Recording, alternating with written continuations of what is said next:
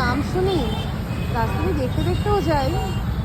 আজকে একটু সময় হলো, সুযোগও হলো, যাই একটু এই সিআরএম ক্যাটারার্স গিয়ে দেখি না কেমন কেমন খাবার আছে এখানে।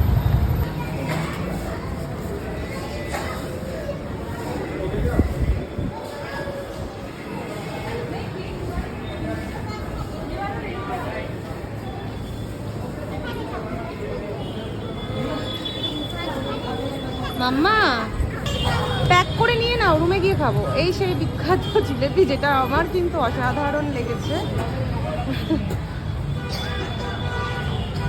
এই যে সুন্দর করে বানাচ্ছে।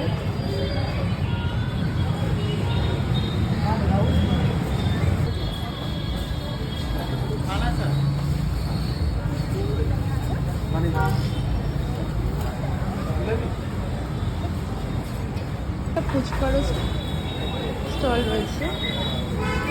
যাই বলো, আমাদের ওয়েস্ট বেঙ্গলের ফুচকার বাইরে আমার কোনো ফুচকাই ভালো লাগে না, এটা বলতে আমার কোনো দ্বিধাবোধ নেই, ঠিক আছে। বাকি অনেক কিছু অনেক জায়গার ভালো হতেই পারে, কলকাতার ফুচকা ইজ বেস্ট।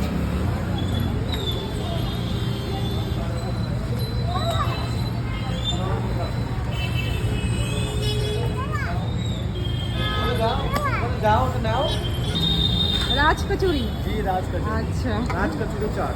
রাজ কচুরি চাট। এটা দিয়ে সুন্দরভাবে এটা রেডি হয়ে গেল। যাই হোক, রেডি হওয়ার সময় আমি একটু ওইদিকে চলে গেছিলাম বলে